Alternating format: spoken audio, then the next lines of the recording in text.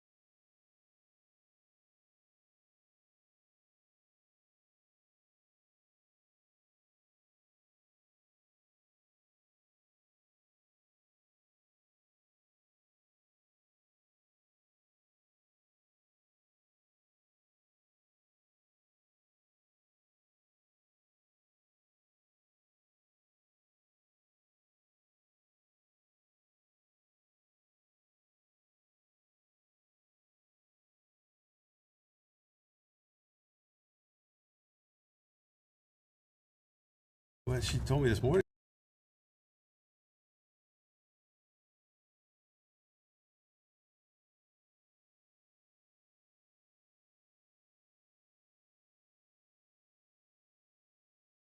It has hit the main here at about 60 feet. Thus far, absolutely immaculate looking sewer line. Flows beautifully, and not only that, but it is spotless clean.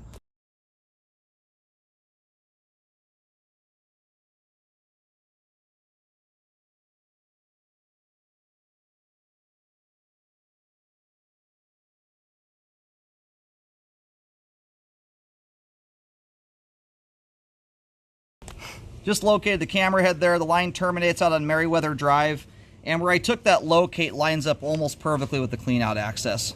I can't remember if the line, we'll see as we come back in here if it jogs a little bit, but overall, if you draw an imaginary straight line from the clean out to the main, that's essentially the path the line takes. There's a little area of utility boxes at the front left corner of the property. The locate lined up with that the nicest, so I think the line kind of veers a little bit off the dead straight path over that area.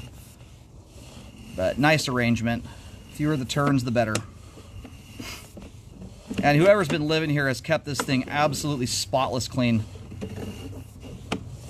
I don't think they put a drop of bacon grease down this thing ever. Looks amazing. And that is the number one thing, number one habit that will keep your line clean is minding your P's and Q's as it relates to putting fats, greases, and oils down your line, down your kitchen sink drain especially. That's where most of it comes from.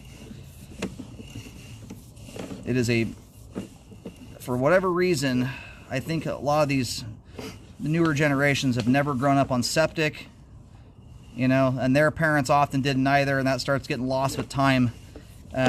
it's a very common problem with a lot of households where I see thick grease buildup. And after 13 years and 25,000 sewer scopes, I'm actually more concerned about grease buildup than I am a lot of structural issues, like standing water, settling, or bellies, offset joints. What I found is it's often thick grease buildup in conjunction with improper items going down the line that end up resulting in blockages. Especially in plastic sewer lines that have nice smooth pipe walls.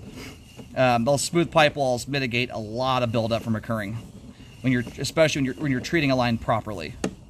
But even under abusive scenarios, that really help things from getting stuck. But when you gunk your line up with grease buildup, it makes it very easy for those occasional improper items and big balls of toilet paper to get hung up in the line. And or they slow down and don't move as fast as they should, and that's what contributes to stuff building up. So everything from the clean out to the main lateral looks great, super clean. You have a little bit of standing water as we're going backwards into the house here, and that right there is where we pass through the foundation wall. Everything from this point on is exposed piping. Home inspector looks at this stuff. You don't need a camera for it. So I will at least notate this belly on the report, but it is not one I recommend a fix on. It's too minor. Not to mention, I couldn't even recommend $5 in drain cleaning on this sewer line, let alone digging a 5 or 6 foot deep hole here to fix that. And from the sounds of it, it's a very deep crawl space. So that means your line out here is a bit deeper than your average crawl space house. So either way, it's not a belly worth repairing. It's tiny. It runs from about 2 feet to 5 feet. At its worst point, you've got about 1 inch of water. That's probably right as this thing goes under the foundation wall. And then you immediately pop back out of it. So only maybe, I mean, you look at that, and maybe, I don't even think it's a foot. It's probably 6 to 8 inches of it is hovering around the inch mark. It tapers off very quickly to about 1/16 to 1/4 inch. Zero buildup to speak of, and I would not expect to see major buildup in a belly like that unless the line was being heavily abused. And that is the only scenario where you could ever get that belly to contribute to a blockage, is if you are abusing this thing nonstop, putting nothing but improper stuff down it on a consistent basis. So this is how a line is supposed to look, whether it's got a belly or not in it. If you treat it right and don't feed the line improper stuff, you're not giving the line anything to build up. So that's not a belly hardly worth talking about anyway, but just so you know, that's what gets these things to get to the point of visually not looking so great. Anyway, no repairs are needed there from 2 to 5 feet with the belly. It's ranging from about 1/4 inch to 1 inch, most of which is under 1 inch. The rest of the line here looks fantastic, graded properly. Overall, we have good flow all the way to the main. Superbly clean sewer line, and all the pipe is in good condition, no breaks or anything of the sort. Sewer line is functioning properly at this time. Even with the little standing water in there, I would still call that a great sewer line. And a lot of that is due to the homeowners treating it correctly. You can make quite a good looking sewer line look disastrous if you don't treat them right. So anyway, that's how you want to treat things. And it is functioning properly at this time. Real quick on a side note, you can hear a kind of a gurgle, blub, blub, blub, blub sound right next to the clean out. From the sounds of it, I believe there is a sump pump down in the crawl space. I think according to the homeowner mentioned that likely is tying into the downspout system or the storm drains on the outside here. I think that's why we can hear that sound. I've been doing this 13 years. I've cambered almost 25,000 sewer lines. It's a sound I'm quite familiar with.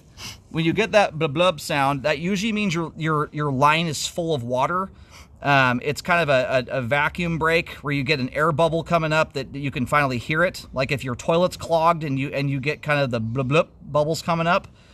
So just be aware of that. By and large, downspout systems, as long as they're being kept clean, are mostly handling just water. When water runs into water, it moves. That's how your P-traps work under your sink. It's hydraulics. However, when solids get down those things, pine needles, leaves, junk like that, and they do not disintegrate easily and readily, it's more concerning because it sounds like you've got a fair amount of standing water just from the listening to it. I can't guarantee that without looking into it. But there's really only one way that sound is made, and that's when water is trying to push through areas where the line is completely full of water, or almost completely. So from the looks of it, your downspouts here are probably quite out of grade. So they're ones you're going to want to try and keep extra clean. I don't see a lot of major trees hanging over top here, so I don't think a lot of tree debris falls into them. But if that ever starts acting up and having problems, I would take a look at the downspout here on this front left corner and see if it's not built up with a bunch of junk inside of it. That would be the first thing I'd look at. Right now, nothing's backing up or overloading, but it's something to be aware of. If you get a heavy rainstorm or any wind blowing debris around, it's a spot that could build up because the line there sounds like it's full of water.